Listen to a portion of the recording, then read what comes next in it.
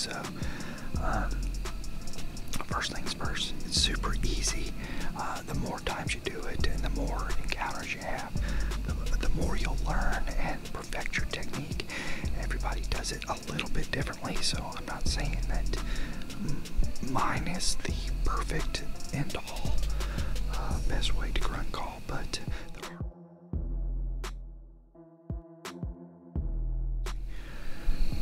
there are some simple rules you want to keep in mind. So there are a lot of different types of grunt calls out on the market. They have these larger, deeper tone. I think the best is just the good old-fashioned night nail. I know today there's a lot of different, like the extinguisher grunt call, where you can slide and change the tone. However, I just think it's better just to go with the good old-fashioned night nail. So here, real quick, you notice how I'm being kind of quiet, and that's how you should start out on your grunt call. You don't want to blast it first thing, because if you do have a deer or a buck in the area, you don't want to spook them. So you might start off a little bit quieter and then work your way up to hit those distances. And also using your hand, you want to cup around the end, and you can aim the sound where you want to and muffle it also. So it's really nice to be able to do. So there's a few different types of calling that you can do. So the bucks, they basically do it to locate one another, and also so that's the main one that you want to do, is just a single grunt to get it out there, just to let them know that you're in the area. And then also when they are in the chasing and pushing phase, every time they take a step, they'll make a little noise. So I wanted to, that way when I do this, you'll kind of know what it is that I'm doing. So I'm going to go ahead and start, and I'm just going to be kind of quiet, and then gradually progress, and then also change my direction. The last one that you do, you want to project your sound into your shooting lane. That'll be the last place that they will come to. So anyway, let's check it out.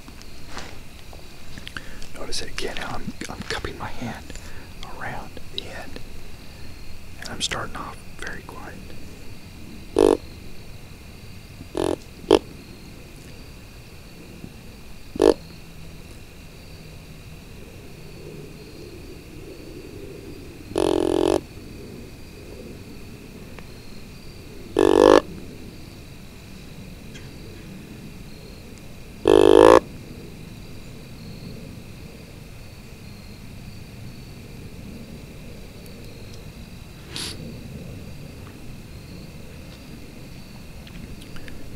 Sometimes more, less is more. So unless you know that there's a buck in the area, this is called blind grunting. That's when we haven't seen a deer and we're trying to call them to us. The other thing is, if you see a buck and then you hit your grunt call, then that can get them to come over there. That's a little bit different, but this is blind calling, where we don't know where the deer are. We're trying to get them to come to us. So here is the blub blub blub. When this is to show that the buck is making some movement.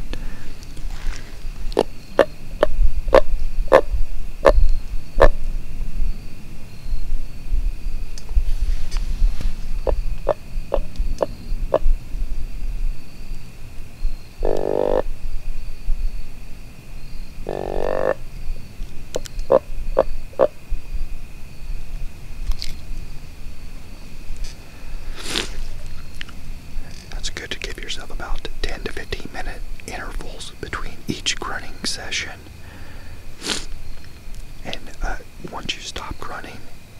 settled in, get ready for a shot.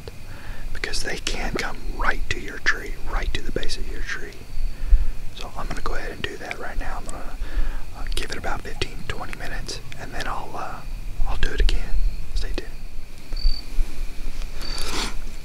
Alright, well, I gave it about 10 or 15 minutes. Nothing came in. I'm going to go ahead and go with the deeper tone grunt call. And again, it's super important to cup your hand around and just work with it, and just try and make it sound like, well, let's just check it out. Again, start low and then increase your volume.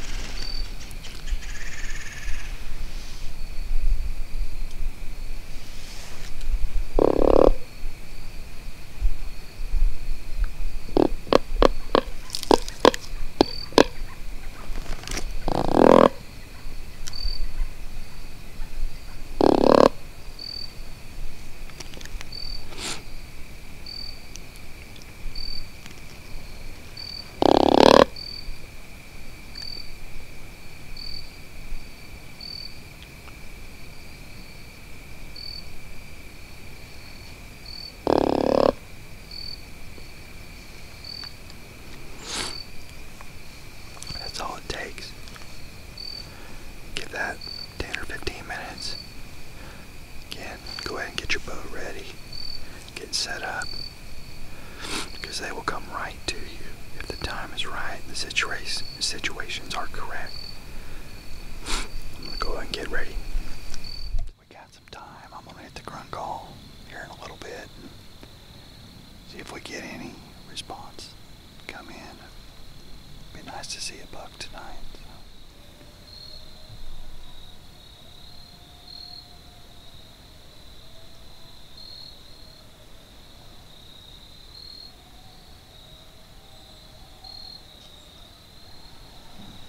Coyotes out tonight.